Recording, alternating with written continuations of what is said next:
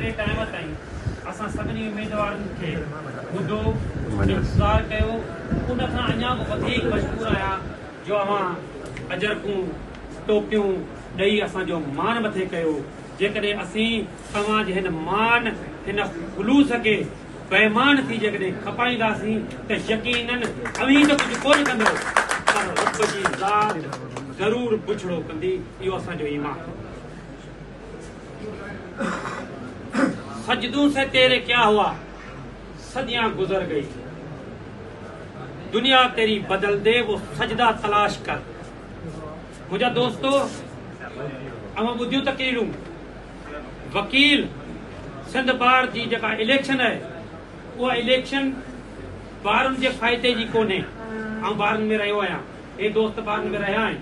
तव्हां ॿुधायो तव्हांखे सिंध बार जे नुमाइंदे मां को फ़ाइदो थियो आहे? कतन न। सिंध अव्हांखे फ़ाइदो थींदो अव्हांजो सदर ताक़तवर हुजे, अव्हांजो जनरल सेक्रेटरी ताक़तवर हुजे, अव्हांजो खज़ानची ताक़तवर हुजे, अव्हांजो लेफ्टिनेंट ताक़तवर हुजे, अव्हांजी बॉडी ताक़तवर हुजे, अव्हांजी बार ताक़तवर हुजे। उहा तव्हां हर मसइले में बीहंदी। मूं समेत सिंध बार जो नुमाइंदो अव्हांजो हुजे। असीं त हूअं ई ख़ुदा करण वारा आहियूं, परे जा आहियूं। ही वोट ख़ुदा करण वारो आहे। पर जेकॾहिं तव्हांजे तक जो हूंदो ख़ुदा जो न 5 साल तव्हां वटि कोन ईंदो। छो तव्हां सां डायरेक्ट हुनजो को तालुक ई कोन्हे। ज़ाती दोस्ती में अचो त ॿी ॻाल्हि आहे। सिंध बार जो असल मक़सदु इहो आहे त सिंध बार जो ही वोट तव्हांजी तक़दीर बदिलाईंदो आहे। तव्हांजे लाइ हुते असूल ठाहींदो आहे, रूल्स ठाहींदो आहे। सभ खां पहिरीं हिन जो कमु इहो आहे त हाणे पाकिस्तान बार जी इलेक्शन थींदी। पाकिस्तान बार जी इलेक्शन में उहा कमेटियूं ठहंदियूं, उहे माण्हू ठहंदा जेके जस्टिस जी कमेटी में उहे माण्हू हूंदा। तव्हांजे लाइ जस्टिस उहे माण्हू पैदा कंदा। उहे माण्हू तव्हांजे लाइ कानून साज़ असेंबलियुनि में वञी करे कानून ठाहींदा। पोइ उहो माण्हू छा कंदा, हिते चूंडिजी जॻह वेंदा। उन्हनि माण्हुनि जी कुझु सभु न, हिकिड़ा डमी माण्हू तव्हीं चूंडियो था जिन वटि प्रैक्टिसिंग आहे कोन, केस आहे कोन। उन्हनि माण्हुनि छा कयो, उहे माण्हू हिकु त तव्हांजो वोट खपाइनि था, ॿियो उहे माण्हू सिंध बार में सॼो ॾींहुं वेठा आहिनि जहिड़ा एम्प्लॉय हुजनि। छो त पोयां त केस आहे कोन। असीं त अॼु बि कोर्ट में वञा थी क्लाइंटनि खां पैसा तेल जा वठी पोइ तव्हां वटि पहुता आहियूं। असांखे टाइम कोन्हे, असांखे वांदा कोन्हे कोर्ट में वञे। जेके माण्हू वेठा आहियूं पुछो खणी क्लाइंट तव्हां सॾ ते न वञो, रेग्युलर वकील वेठा आहियो, सभु ज़ाहिर हिते रेग्युलर हींअर इंतज़ारु पिया कयो।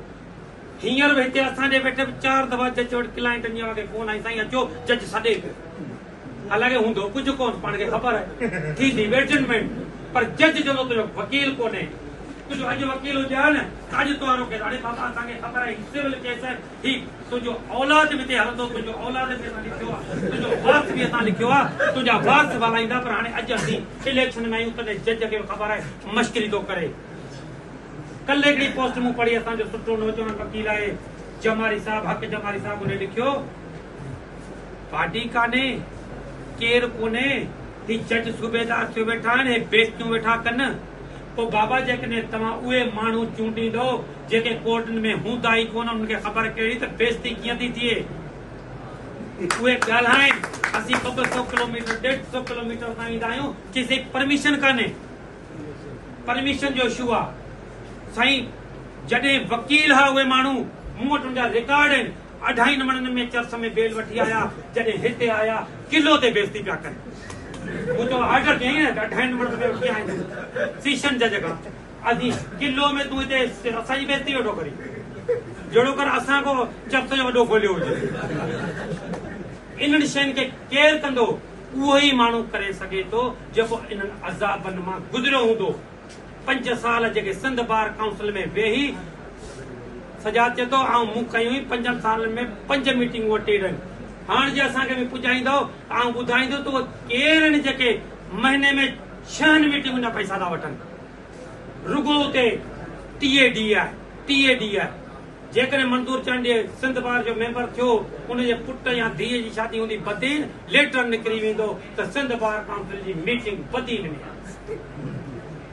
पाकिस्तान बार काउंसिल जूं मीटिंगूं कराची में थींदियूं आहिनि, सक्कर में थींदियूं आहिनि। छो त उते कंहिं दोस्त जे धीअ या पुट जी शादी हूंदी आहे या कंहिंजे पे जी फाता हूंदी आहे पोइ लेटर निकिरी वेंदो आहे त पाकिस्तान बार काउंसिल जी मीटिंग उहा वरी सखर में पई थिए कॾहिं भूरबन में पई थिए कॾहिं नंगर में पई थिए इहे सभु ड्रामा आहिनि जा इहे कंहिंजा ड्रामा आहिनि उन्हनि जा ड्रामा जेके वांदा वकील आहिनि ख़ल्क़ ख़ुदा जी कोर्ट पोइ पहिरियों हिकिड़े दफ़ा वरितऊं उहो पियो आहे किली में टंगियो 5 सालनि ताईं पोइ पाए ईंदा तव्हां कंहिंजी चवंदा त हाणे असांजो ख़ुदा जे वास्ते वोट पाण त चवंदा आहियो बिरयानी ते थो वोट वञे अवाम जो मियां हे अवाम बिरयानी ते था ॾियनि हाणे ॾिसूं त अवी छा ते था ॾियूं अवी त वकील आहियो अवी त लिखिया पढ़ा आहियो अवी त छा PA MA LLB आहियो अवजा कई ते डिप्लोमा होल्डर आहिनि अॼु वकील कोन्हे जेको वकील रुगो तयारी करे कोर्ट में ईंदो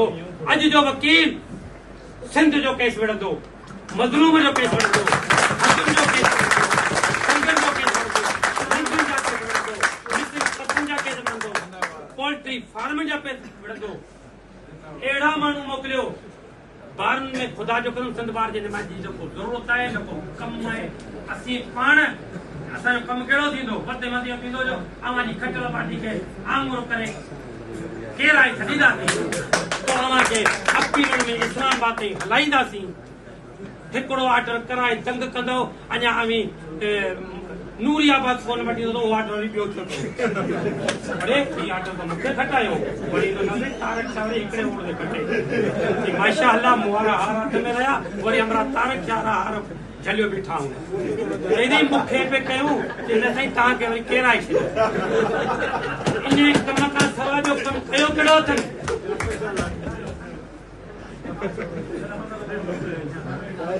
साईं चए थो हींअर असांजो सिंध जो हिकिड़ो सैयद हो उनखे अलाए 250 वोट जी सीट अथव खे अड़े 250 वोट ही छा वकील आहिनि के अंधा मंडा थोरैया जो ग़लति वोट हणी आहे को डबल ठपो हणी आहे ही छा थियो चईंदी जाफर जाकिरी हाणे इहा हालत लॻी पई आहे इन जे करे मुंहिंजा दोस्तो आऊं तव्हांखे गुज़ारिश थो कयां मुंहिंजे लाइ न उन्हनि सभिनी जेके उमेदवार वेठा आहिनि इन्हनि सभिनी मां उन्हनि उमेदवारनि खे चूंडियो जेके उमेदवार सम्झो था त अव्हां लाइ न पर कानून साज़ी लाइ वकील कारे कोट लाइ कंदा मुंहिंजा साईं